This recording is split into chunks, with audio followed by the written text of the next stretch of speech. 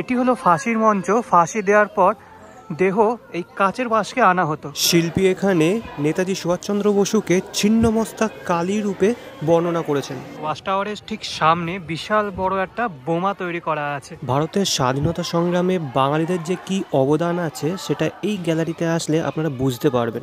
পথ দিয়ে হাঁটছি, যে জায়গা দিয়ে যাচ্ছি, সব কিছুই কিন্তু অরিজিনাল জেল, যেটা রেনোভেট করে একটা মিউজিয়ামে পরিণত করা হয়েছে।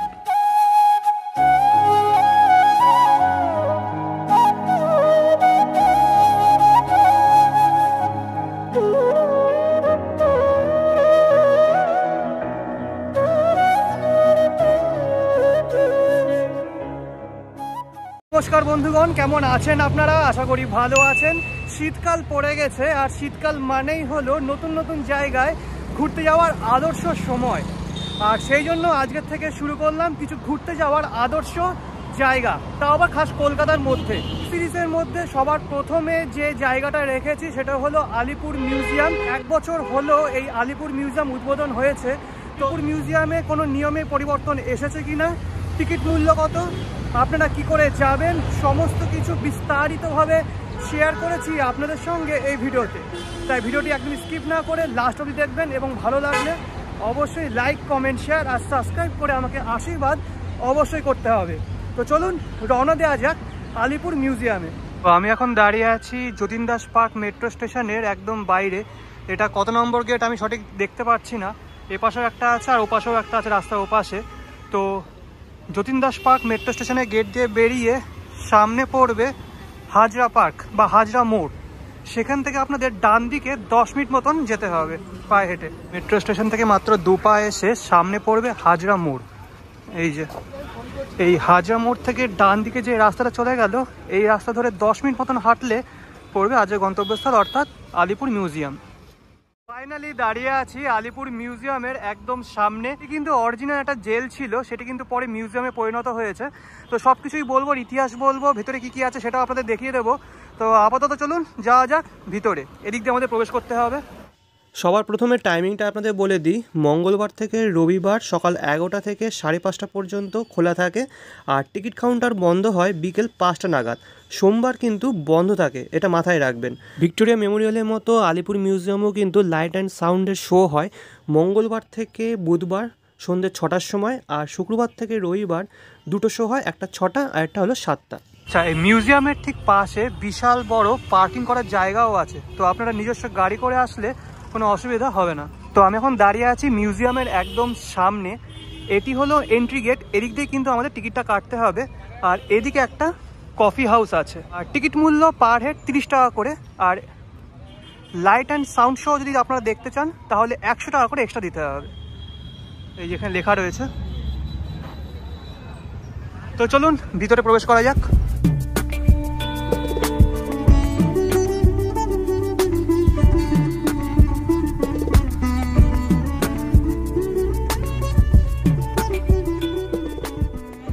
ভিতরে ঢুকেই বাঁদিকে একটা ঘর দেখতে পাবেন। এখান থেকেই আপনাদের টিকিটটা কাটতে হবে, আর এখানেই আপনাদের ব্যাগ জমা রাখতে হবে। আপনারা মোবাইল, পার্স আর জলের বোতল নিয়ে ভিতরে প্রবেশ করতে পারবেন।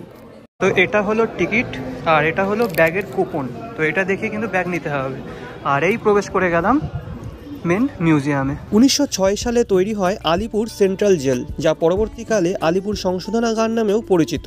2019 সালের 2রা ফেব্রুয়ারি এই জেলটি বন্ধ করে দেওয়া হয়। পরে এখানেই তৈরি হয় মিউজিয়াম। এখানে এখনও রয়েছে ফাঁসির মঞ্চ। লাল রঙের বাড়িটিতে ঢুকলে বাংলার বীর সংগ্রামী তথা দেশের স্বাধীনতার কথা মনে পড়ে যাবে। নেতাজি সুভাষচন্দ্র বসু, পণ্ডিত জওহরলাল নেহেরু এবং আরও বহু বিপ্লবী আলিপুর সেন্ট্রাল জেলে যে কক্ষগুলিতে বন্দী ছিলেন, সেই কক্ষগুলি আলাদা করে সংরক্ষিত করে রাখা হয়েছে। সাধারণ মানুষ এই কক্ষগুলি দেখতে পারবেন, জানতে পারবেন তাদের জীবনযাপনের কথা। বিভিন্ন স্থাপত্য, ভাস্কর্য, তথ্যের মাধ্যমে সাজিয়ে তোলা হয়েছে মিউজিয়ামটি। স্বাধীনতা সংগ্রামীদের এখানে কীভাবে রাখা হতো, কারাবাসে তাদের জীবন কেমন ছিল, সেসবই দেখতে পারবেন উৎসুক মানুষ। আমি এদিক দিয়ে প্রবেশ করলাম। প্রবেশ করে বাঁদিকের এই পথটা দিয়ে সামনে এগোবো, আর এদিকেই আছে সমস্ত কক্ষগুলি, আর বাঁদিকে আছে ফাঁসির মঞ্চ। সবার প্রথমে যে জেলে বা মিউজিয়ামে যে অংশে প্রবেশ করব সেটি একটা সেল নাম দেওয়া হয়েছে। সবার উপরে রয়েছে গ্যালোস অর্থাৎ ফাঁসির মঞ্চ, তারপরে নেহেরু সেল, নেতাজি সেল, চিত্তরঞ্জন দাস কক্ষ, বিধানচন্দ্র রায় সেল, আর হচ্ছে যতীন্দ্রমোহন সেনগুপ্ত কক্ষ। তো এইগুলো কক্ষ কিন্তু এই সাইডে রয়েছে। তো এই বিল্ডিংয়ে আছে নেতাজি কক্ষ, বিধানচন্দ্র রায় কক্ষ, চিত্তরঞ্জন দাস কক্ষ এবং যতীন্দ্রমোহন সেনগুপ্ত কক্ষ। তো চলুন ভিতরে প্রবেশ করা যাক। তো এই বিল্ডিংয়ে দুটো ফ্লোর আছে। সবার প্রথমে যাব ফার্স্ট ফ্লোরে, তারপরে ঘুরে এসে দেখব গ্রাউন্ড ফ্লোরের কক্ষগুলি। তো এটি হচ্ছে গ্রাউন্ড ফ্লোর। গ্রাউন্ড ফ্লোর পরে দেখছি, আগেই বললাম। আগে চলুন উপরে ঘুরে আসি। উপরে আছে নেতাজি কক্ষ। নেতাজি সুভাষচন্দ্র বসু 23শে জানুয়ারি 1930 সাল থেকে 23শে সেপ্টেম্বর 1930 পর্যন্ত এই কারাকক্ষেই ছিলেন। আর এই কারাকক্ষে নেতাজি সুভাষচন্দ্র বসুর একটি মূর্তি তৈরি করা আছে।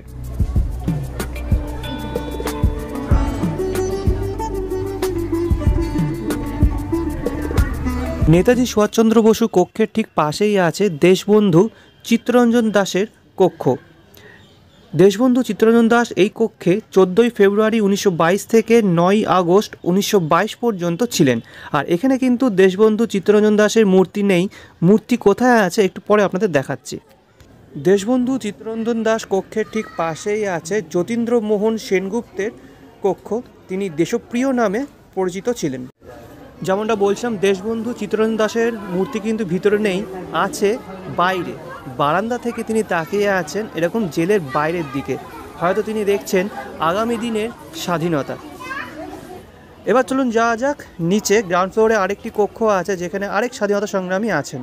এই কারাকক্ষে আছেন পশ্চিমবঙ্গের অন্যতম মুখ্যমন্ত্রী তথা বাংলার একজন স্বাধীনতা সংগ্রামী ডক্টর বিধানচন্দ্র রায়। এখানেও কিন্তু তার একটি মূর্তি গড়া।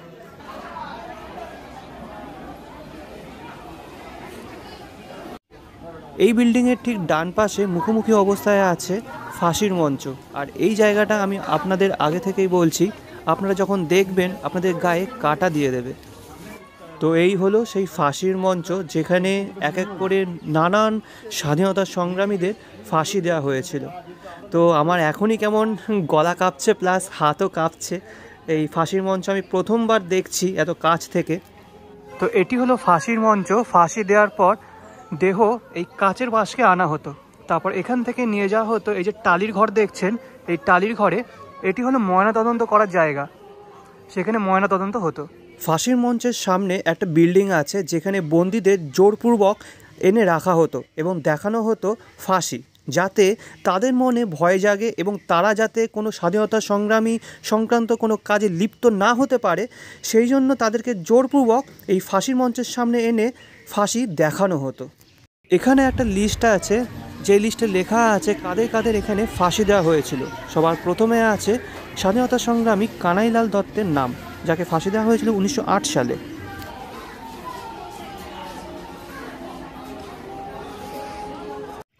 ফাঁসির মঞ্চের ঠিক পাশে আছে ময়নাতদন্ত করার কক্ষ।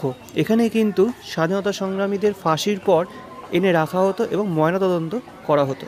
ময়নাতদন্ত করার ঘরের ঠিক পিছনেই আছে নির্জন কক্ষ। ফাঁসির আগে বন্দীদের এই কক্ষে এনেই রাখা হতো। এখানে বিপ্লবী দীনেশ গুপ্তকে রাখা হয়েছিল। এই সেই বিপ্লবী দীনেশ গুপ্ত যিনি রাইটার্স বিল্ডিংয়ে আক্রমণ করেছিলেন এবং একজন ব্রিটিশ লেফটেন্যান্টকে হত্যা করেছিলেন। সাজাস্বরূপ তাকে ফাঁসির সাজা শোনানো হয়েছিল। এই কক্ষেই তাকে ফাঁসির আগে রাখা হয়েছিল এবং আলিপুর জেলেই তাকে ফাঁসি দেওয়া হয়েছিল।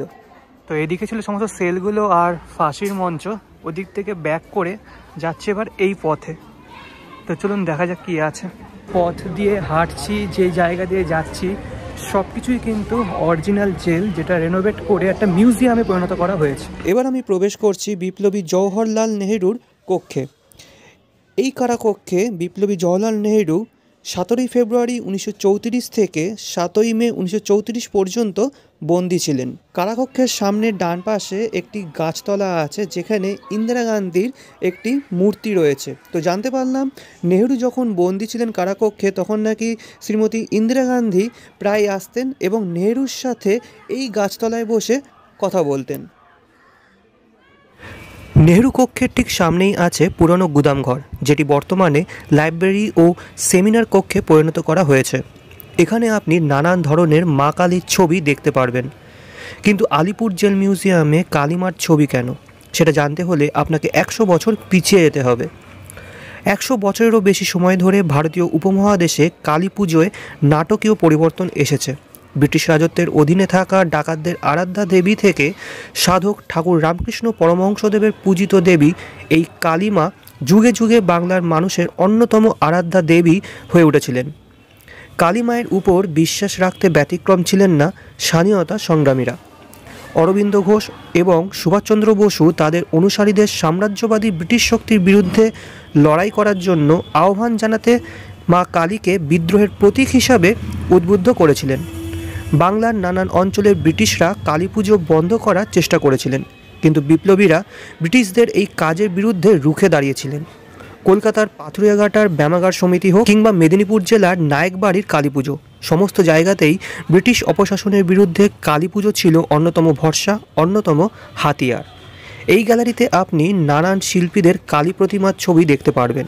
এখানে নানান ভারতীয় শিল্পী তথা বিদেশি শিল্পীদের তৈরি নানান কালী ছবি আপনাদের নজর কাড়বে। তবে সবথেকে ভালো লাগলো নেতাজি সুভাষচন্দ্র বসুর এই ছবিটি, যেখানে শিল্পী নেতাজি সুভাষচন্দ্র বসুকে ছিন্নমস্তা কালী রূপে বর্ণনা করেছেন এবং সুভাষচন্দ্র বসুর মস্তক দিয়ে যে রক্ত প্রবাহিত হচ্ছে সেই রক্তে ভারতের মানচিত্র তৈরি করেছেন। এই গ্যালারির পাশে বিশাল বড় এক উঠোন, সেই উঠোনের মাঝে আছে ওয়াচ টাওয়ার। এই ওয়াচ টাওয়ার থেকেই প্রহরী গোটা জেল চত্বরে নজরদারি চালাতো। এখন এই ওয়াচ টাওয়ারের উপরে একটি গ্যালারি তৈরি করা হয়েছে, সেখানে বন্দীদের দৈনন্দিন কাজকর্ম দেখানো হয়েছে। কোনো বন্দী ডাব ছাড়াচ্ছেন, কোনো বন্দী মশলা তৈরি করছেন, আবার কখনো বা তাদের একসাথে দাঁড় করিয়ে রাখা হয়েছে। এই যে ওয়াচ টাওয়ারের ঠিক সামনে বিশাল বড় একটা বোমা তৈরি করা আছে, ঠিক আছে। তো এই বোমাটা হলো মানিকতলা বোমা মামলায় ব্যবহৃত বোমার অনুসরণে এই বোমাটা তৈরি করা। তো উপর দিকে এরকম সলতে রয়েছে, সেখানে আগুন ধরানো হতো আর ছুঁড়ে মারা হতো। আর সম্পূর্ণটা কিন্তু এখন লোহার তৈরি। এটা চলে আসলাম আরও এক বিল্ডিংয়ে। এই বিল্ডিংটা হলো গোটা মিউজিয়ামে একমাত্র বিল্ডিং যেখানে কোনো রেনোভেশন করা হয়নি। দর্শকরা আসল জেল কেমন ছিল সেটা যাতে অনুভব করতে পারে, সেই জন্য একটা বিল্ডিং যেমনটা ছিল ঠিক তেমনই করা আছে। এই বিল্ডিংয়ে একসাথে অনেক বন্দী থাকতেন। কেউ দোষ করলে একই জায়গায় তার উপর চলতো অকথ্য অত্যাচার। চুলদাড়ি কাটাও এই বিল্ডিংয়ের বারান্দায় হতো। এবার চলুন দেখি ভিতরটা। দিন শব্দটা এই জেলের ডিকশনারিতে নেই। অন্ধকারাচ্ছন্ন ঘর, তার মধ্যে হালকা হলুদ আলো, দেওয়ালে প্লাস্টার খসে ইট যেন উকি দিচ্ছে। সারিবদ্ধভাবে দুপাশে খাট সাজানো, একই জায়গায় স্নান আর শৌচালয়ের ব্যবস্থা। ভাবলেও অবাক লাগে নিজের স্বাধীনতার অধিকার দাবি করার জন্য কত বিপ্লবীকে এই নরকে জীবন কাটাতে হয়েছিল। এবার চলে এসেছি মিউজিয়ামের হসপিটাল বিল্ডিংয়ে। বর্তমানে বিল্ডিংয়ের দুটো ফ্লোরেই রয়েছে গ্যালারি। নিচের ফ্লোরে আছে বিপ্লবী দীনেশ গুপ্তের ব্যবহৃত পিস্তল। সিঁড়ি দিয়ে উপরে উঠলে প্রথমেই আছে ঋষি অরবিন্দ ঘোষের একটি গ্যালারি, যেখানে বিপ্লবী অরবিন্দ ঘোষের নানান বৈপ্লবিক কর্মকাণ্ড আপনাদের নজর কাড়বে। তারপর আছে ভারতীয় বাঙালি বিপ্লবীদের সংগ্রামের কথা। সেখানে আপনি সন্ন্যাসী বিদ্রোহ, রাজা রামমোহন রায়ের সতীদাহ প্রথা রদ, পলাশির যুদ্ধ, সাঁওতাল বিদ্রোহ থেকে শুরু করে নেতাজি সুভাষচন্দ্র বসুর ভারতীয় স্বাধীনতা সংগ্রামের কৃতিত্বের কথা ফুটে উঠেছে। শুধু তাই নয়, ভারতীয় বাঙালি মহিলা বিপ্লবীদের অবদান যে কম নয় তা এই কক্ষে আসলে আপনারা বুঝতে পারবেন। নানান বাঙালি বিপ্লবী মহিলাদের ছবি, নামসহ এই গ্যালারিতে রয়েছে। সিস্টার নিবেদিতা, মাতঙ্গিনী হাজরা, সারদা দেবী, সরোজিনী নাইডু, নেলি সেনগুপ্ত সহ নানান বিপ্লবী মহিলা এখানে আছেন। আচ্ছা, এটা হলো ওয়াচ টাওয়ার আপনাদের দেখালাম। এর ঠিক সোজাসুজি বাঁদিকে রয়েছে টয়লেটের ব্যবস্থা। ডান পাশে হলো টয়লেট আর তার ঠিক পাশেই আছে তাঁতকল। এখানে বন্দিরা তাঁত বুনতো। তো চলুন সেই তাঁতকল আপনাদের দেখিয়ে দিচ্ছি। এখানে যে চরকাগুলো দেখতে পাচ্ছেন এগুলো কিন্তু অরিজিনাল চরকা, আর যে মডেলগুলো সেগুলো অবভিয়াসলি সিলিকনের তৈরি। আর এর ঠিক পাশে রয়েছে তাঁত বোনার মেশিন। এই মেশিনগুলো কিন্তু অরিজিনাল, যেগুলো ব্যবহার করা হতো সেগুলোই কিন্তু রেনোভেট করে এখানে রাখা হয়েছে। আর যে তাঁত বা সুতোগুলো দেখছেন সেগুলো সব কিছুই কিন্তু আসল। যে স্বাধীনতার স্বাদ আমরা এখন নিতে পারছি তার পিছনে রয়েছে হাজার হাজার বিপ্লবীদের কৃতিত্ব ও আত্মবলিদান। নেতাজি সুভাষচন্দ্র বসু, দেশবন্ধু চিত্তরঞ্জন দাস, বিনয় বাদল দীনেশ কিংবা ক্ষুদিরাম বসু এরা কিন্তু সকলেই পারতেন কোনো একটা জীবিকা গ্রহণ করে নিজের জীবন স্বচ্ছন্দে কাটাতে, নিজে ও নিজের পরিবারের কথা ভাবতে, কিন্তু সেটা না করে আগামী প্রজন্ম যাতে মাথা তুলে বাঁচতে পারে, নিজের স্বাধীনতা অর্জন করে নিতে পারে সে কথা ভেবে নিজেদেরকে স্বাধীনতা সংগ্রামে নিযুক্ত করেছিলেন। তার ফলস্বরূপ মুখোমুখি হতে হয়েছে ব্রিটিশদের অত্যাচারের। যে যন্ত্রণা, যে অত্যাচার তারা মাথা পেতে নিয়েছিলেন তার এক টুকরো দৃষ্টান্ত বা উদাহরণ এই আলিপুর জেল মিউজিয়াম। যতটা পারলাম এই ভিডিওর মাধ্যমে আপনাদের সমস্ত রকম তথ্য দেওয়ার চেষ্টা করলাম। আশা করি ভালো লেগেছে। যদি ভালো লেগে থাকে তাহলে লাইক, কমেন্ট, শেয়ার আর সাবস্ক্রাইব করতে ভুলবেন না। পরবর্তী ভিডিও খুব তাড়াতাড়ি আসছে। আনটিল দেন ভালো থাকবেন, সুস্থ থাকবেন। আজকের জন্য বিদায় ও জয় হিন্দ।